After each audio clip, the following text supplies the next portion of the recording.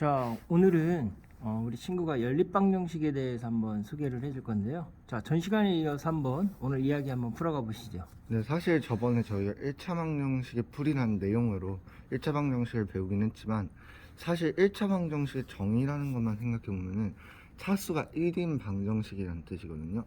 근데 우리가 저번 시간에 배운 거는 차수가 1인 방정식 중에서 특이점이 4x 플러스 8은 12 이런 방정식이나 2x 플러스 9는 7 이런 방정식처럼 좀 한 가지 특이점은 왜 문자가 굳이 하나인 것만 배울까? 그러니까 1차 방정식은 사실 여러분이 잘못 생각하실 수도 있는데, 그리고 3x 플러스 4y는 4y 플러스 8은 0 이렇게 문자가 2개 이상, 즉 3개, 4개, 5개가 돼도 차수만 각각 1씩이면은 1차 방정식이라고 우리가 사실 불러요. 근데 그렇다면 왜 굳이 우리는 이렇게 하나 있었던 것만 배운 걸까? 그렇다면 이번엔 문자가 2개인 것의 경우에서 한번 해보자 라고 해보는 것인데요. 사실 일단 우리가 방정식의 풀이를 알아보기 전에 가장 기본적으로 알아둬야 할 게, 이거는 사실 지금 중학과정에서 증명 자체는 불가능하지만 머릿속에 둬야 되는 게, 만약 우리가 문자가 하나인 방정식을 풀고 싶다면 그 문자에 대한 식이 하나만 있으면 돼요. 문자에 대한 식이 그냥 하나만 있어도 상관이 없어요. 근데 문자가 2개 있다고 치면은 그에 따라서 문자에 대한 식도 2개가 있어야 돼요. 약간 이건 그런 느낌으로 이해하시면 될 것 같아요. 문자가 다양하면 다양할수록 우리가 그만큼 나타내야 하는, 얘네들의 가져야 하는 정보도 그만큼 늘어나는 거잖아요. 근데 똑같이 그냥 하나의 이제 식으로만 있다면은 우리가 그 정보를 다 풀었을 수 없기 때문에, 이제 문자의 개수가 늘어나는 만큼 문자에 대한 식도 늘어난다. 그러나 이게 사실 이거는 증명은 좀 더 올라가서 해야지 배울 수 있는 부분이어서 조금 어떻게 보면은 약간 좀 아쉽게 느껴지실 수 있겠지만, 조금 그거는 머릿속에 넣어 있어야 한다. 그걸 먼저 얘기하겠고요. 그러면 이제 풀이를 얘기를 하자면, 굳이 풀이를 생각할 거 없이 먼저 보면은, 우리가 항상 수학은 우리가 알고 있는 것으로부터 모르는 것을 얻어내는 거예요.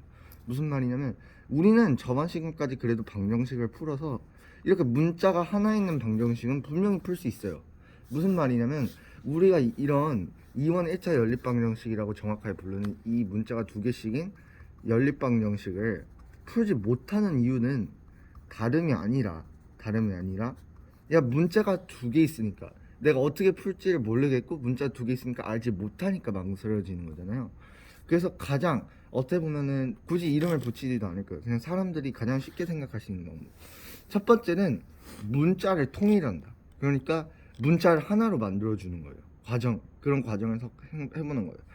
사실 이거는 식이 좀 어려울 수도 있겠지만, 이 먼저 위에 한 식을 2개의 식 중 편해 보이는 걸 하나를 뽑아서 x나 y를 다른 한 문자에 대해서 정리하는 거예요.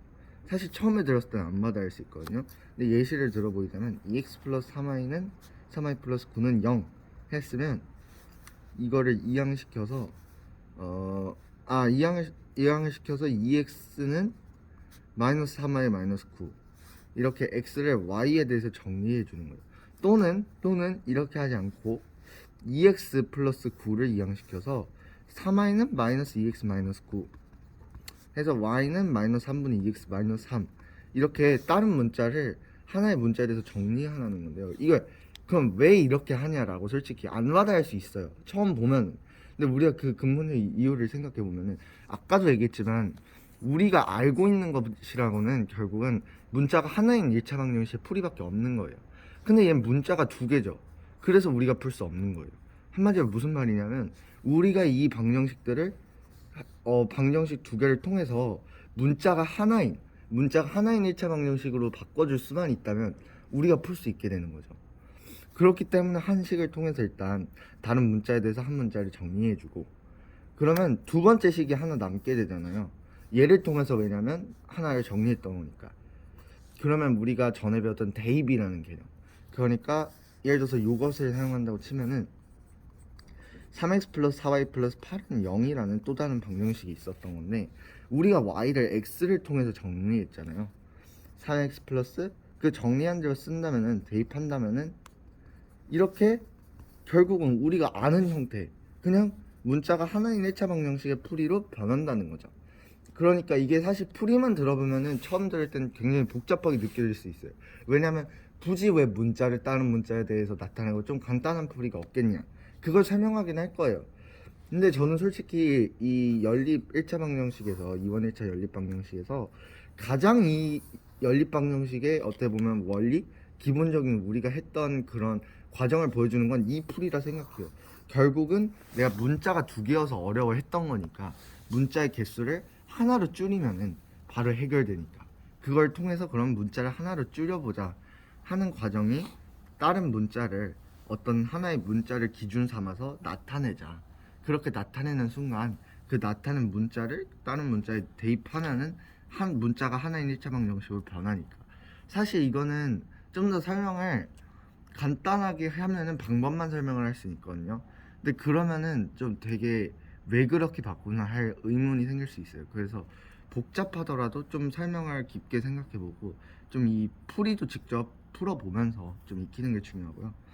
두 번째인데요, 사실 이거는 제가 이걸 굳이 설명한 이유는 문제집에도 있고 교과서에도 있는 풀이기도 하지만 연립방정식의 풀이의 기본적인 원리를 보여주기 때문에 설명한 거고요. 사실 나중에 연립방정식의 2원 1차 연립방정식 풀 때 기본적인 풀이는 두 번째 풀이가 될 거예요. 가장 간단해요, 이게 사실. 여기 2x 플러스 3y 플러스 9는 0이라는 등식이 있고 3x 플러스 4y 플러스 8은 0이라는 등식이 있죠. 이 두 개를 만족시키는 x, y의 값을 찾고 싶은 건데, 여기서 그러면은 아까도 얘기했지만 결국은 문자가 하나만 끝인 거잖아요. 문자가 두 개니까 어려우니까. 그러면 얘네 개수를 각각 보고 개수의 최소 공배수 또는 개수끼리 맞춰주는 거예요, 하나의 문자에 대해서. 어떤 말이냐, 여기가 2x 플러스 3y 플러스 9는 0이고 3x 플러스 4y 플러스 8은 0이면 2x랑 3x를 각각 개수가 똑같게 만들어주는 거예요. 여기 등식에는 3을 곱해서 6x 플러스 9y 플러스 27은 0, 여기에는 개수들의 2씩 곱해서 6x 플러스 8y 플러스 16은 0. 왜 이렇게 했냐 할 수 있어요. 왜 굳이 얘는 2를 곱하고 얘는 3을 곱해서 x의 개수를 맞춰주냐.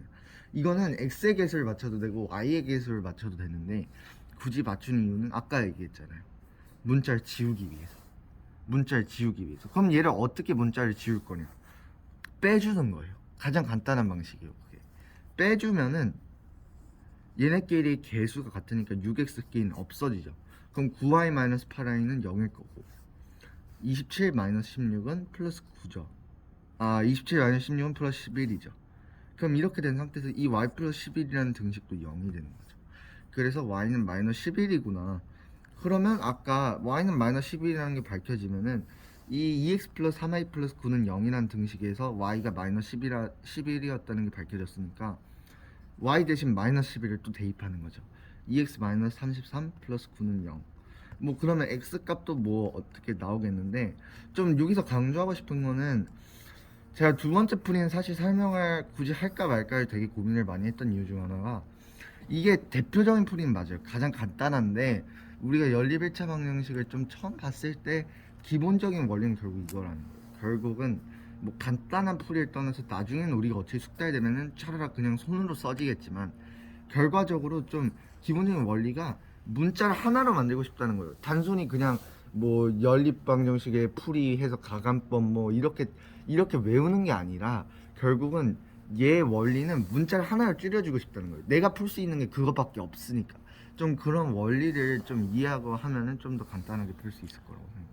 자, 오늘 우리 친구가 연립방정식에서 대해서 설명을 해줬는데, 자, 핵심 포인트는 문자가 여러 개 있을 때, 두 개 있을 때로 오늘 예시를 들었는데, 그때는 문자를 줄여서 하나로 맞춰주는 거, 이 네. 얘기를 했고요.